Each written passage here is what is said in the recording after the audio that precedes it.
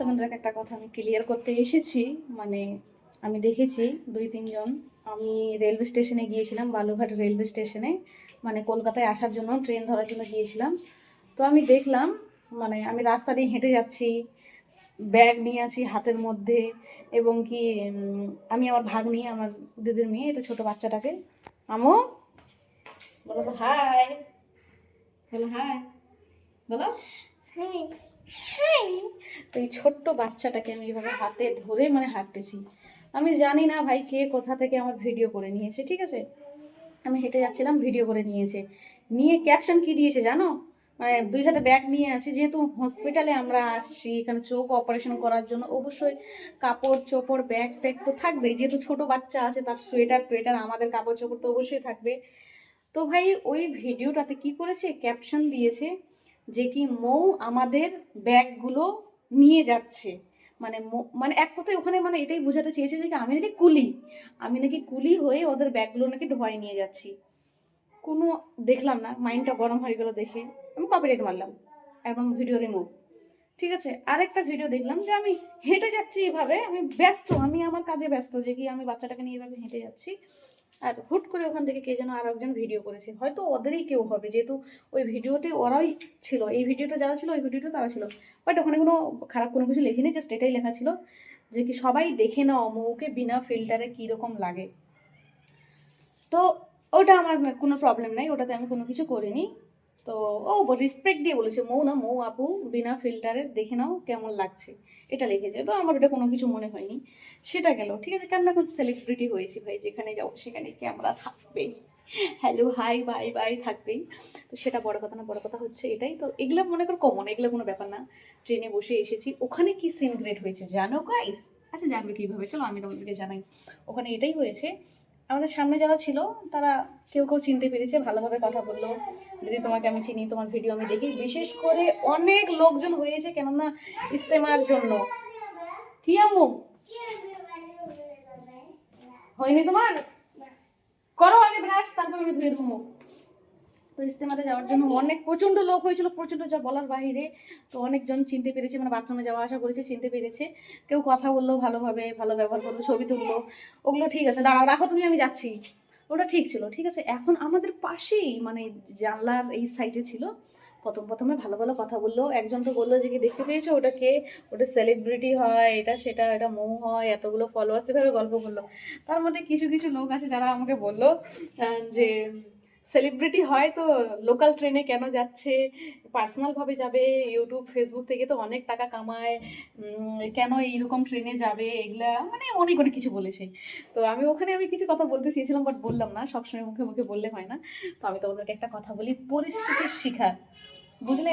আমি এত বড় সেলিব্রিটি হয়ে যাইনি যে আমার পার্সোনাল, দাঁড়াও না আমু, পার্সোনাল আমার গাড়ি থাকবে, কার থাকবে, বা আমার পিছনে বডিগার্ড থাকবে। আমি এতটা ভাইরাল না, আমি গ্রাম থেকে উঠে এসেছি, আমার গ্রামের ভাষা তোমরা পছন্দ করো, এই জন্যই আমি গ্রামের ভাষা দিয়ে ভিডিও বানাই। প্লাস এতটা ছোট করাটা তোমার ঠিক হয়নি যে কি কেন ওইগুলা ট্রেনে যাবে। তো তোমাদেরকে প্রথমত বলি, ট্রেন সম্পর্কে আমার অভিজ্ঞতা নেই, কোনটাকে কি কোন টিকিট বলে না বলে। তো যেটা আমি জানি যে রিজার্ভেশন টিকিট কাটলে নাকি 1 সপ্তাহ আগে থেকে কাটতে হয়, তাহলে নাকি সিট পাওয়া যায় বা আর কিছু। কিন্তু মেন প্রবলেম হলো সেটা যে কি আমার দিদি আর দুলা ভাই ওরা বাংলাদেশ থেকে এসেছে ট্রিটমেন্ট করার জন্য।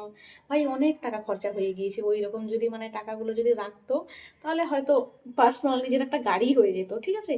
অনেক টাকা খরচা হয়েছে, আর বাংলাদেশের টাকার তো হার অনেক কম, তোমরা তো জানো। আমাদের ইন্ডিয়ান 100 টাকা হলে বাংলাদেশের মনে করো 80 টাকা।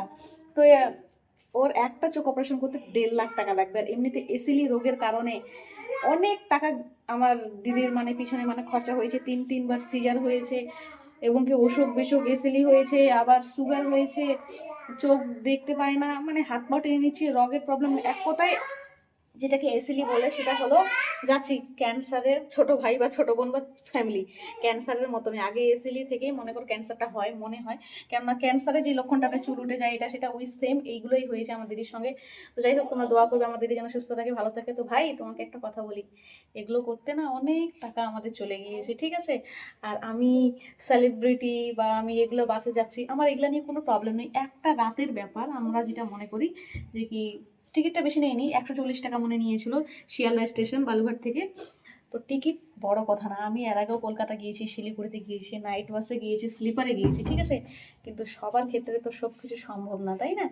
টাকা পয়সা আজ আছে কাল নেই, আমার দিদির পিছনে অনেক টাকা পয়সা খরচা হয়ে গিয়েছে, যার কারণে টাকা পয়সা নিয়েও একটু হালকা পাতলা প্রবলেম আছে। কেননা তিনটা সিজার, এতগুলো রোগ, আবার বাংলাদেশ থেকে ইন্ডিয়া এসে ট্রিটমেন্ট করছে। ওষুধ যদি দেখো অবাক হয়ে যাবে, যতগুলো ওষুধ খায় একটা আমাদের ফার্মাসি হয়ে যাবে। আর এক একটা ইঞ্জেকশনের দাম 15,000 থেকে 16,000 টাকা দাম, ঠিক আছে। আর এমন এমন ইঞ্জেকশন দিতে হয় ওকে, নার্সিং হোম ছাড়া কোনো ইয়া নাই। একদিনের জন্য নার্সিং হোমে রাখবে, ওখানে 10,000 টাকার মতন চার্জ লাগে। অনেক টাকা পয়সা খরচা হয়ে গিয়েছে, বুঝলে। যার কারণে আমরা ট্রেনে এসেছি। আমরা তো বাসে যেতে পারতাম, বাসে গেলাম না, কেননা ট্রেনে আসলাম, একটু আমাদের কিছু টাকা সেভ হবে, তাই না? ওটা দিয়ে আরো ভালো কিছু করতে পারবো, বা আরো ওষুধ টষুধ নিতে হবে। এক দেশ থেকে আরেক দেশে এসেছে ভাই, টাকা পয়সার তো প্রবলেম থাকবে, তাই না? এখন তোমাদের যদি প্রবলেম হয় যে কি, হ্যাঁ প্রবলেম হচ্ছে, তাহলে তোমার বিশেষ করে বলছি, তুমি বলছো না যে কি কেন যাবে এগুলো বাসে, এটা ভালো ইয়েতে যাবে, ওটা সেটা সেলিব্রিটি হয়, মানে এই কথাগুলো আমাকে একদম ভালো লাগেনি। আমি নর্মাল, তুমি যখন আমাকে বাড়িতে দেখবে, বা আমি নানি বাড়ি থাকি বা আর কিছু থাকি, স্যান্ডেল জুতো পরে, নাইটি পরে, রাস্তাঘাটে চুল টুল পাগলির মতো থাকে, আমি দেখো, আমি ভিডিও করলে আমি চুল টুল এগুলো কাড়ে করে সাজুগুজু করে আমি কিন্তু আসে ভিডিও করি না। মাঝে মধ্যে যখন রিলস শ্যুট করি তখন একটু সাজুগুজু করি, বা পার্লার থেকে যখন অফার আসে তখন মেকআপ টেকআপ করি, তাছাড়া কোনো কিছু না, ঠিক আছে। আমি নর্মালি ভাই, আমাকে তুমি যদি পান্তা ভাত খেতে দাও আমি সেটাও খাবো। আমি আহামরি একদম 5 স্টার হোটেলে থাকি না, বা আমি চাইনিজ জাপানিজ এইসব কোনো কিছু খাই না, ঠিক আছে। আমি নর্মাল, আমার মধ্যে তুমি কোনো অহংকার অ্যাটিটিউড কোনো কিছু পাবে না। যদি পেতে তাহলে হয়তো তোমাদের সঙ্গে, তোমাদের না হোক, বা এরকম ভাবে ট্রেনের মধ্যে বসে আসতাম না, ভিআইপি টিকিট কাটতাম, এটা সেটা, যেটা তোমার কথা তুমি বলছো এইভাবে, আমাকে খুব খারাপ লেগেছে, জানো। তো যাই হোক, এইসব বলা ঠিক না, সবার পরিস্থিতি এক না, ঠিক আছে। আমি তো উল্টাই বলতে পারতাম যে তুমি কেন যাচ্ছ, এখন তুমি তখন বলবে যে আমি কি সেলিব্রিটি নাকি। তো যাই হোক, সেগুলা বলা বড় কথা না, বড় কথা হচ্ছে এটাই, আমি নর্মাল মেয়ে, আমার কাছে হাইফাই কোনো টাকার বস্তা নাই, বা আমি আম্বানি ফ্যামিলি থেকে উঠে আসিনি যে আমাকে ভালোভাবে যেতে হবে এটা সেটা, এইরকম না। আমি নর্মাল ভাই, ঠিক আছে। আশা করি খুব ভালোভাবে বুঝেছো। কারো পরিস্থিতি নিয়ে অবহেলা করবে না, ঠিক আছে। নেক্সট ডে কে কিভাবে যাচ্ছে না যাচ্ছে এগুলা নিয়ে অবহেলা করবে না। আর আমার দিদি, ওদের ভিসারও টাইম ছিল না, তাই তাড়াহুড়া করে 7 দিন টাইম নিতে গেলে আমার দিদির কিন্তু অনেকটা প্রবলেম হয়ে যাবে। ওরা মনে করো কালকে বাংলাদেশ থেকে এসেছে, একদিন রেস্ট নিয়ে তারপরের দিনে আমরা কলকাতায় এসেছি, বুঝলে। তো কার পরিস্থিতি নিয়ে কোনো কিছু মন্তব্য করবে না, আগে যাচাই বাছাই করবে যে কেন কি না কি এটা সেটা। সো আমার ভিডিওর মধ্যে তুমি আহামরি কোনো অ্যাটিটিউড অহংকার পাও না যে তুমি আমাকে এত বড় কথা বলবে। নো প্রবলেম, বলেছো ভালো কথা, তোমার মনের মধ্যে আসতেই পারে। So guys, bye bye.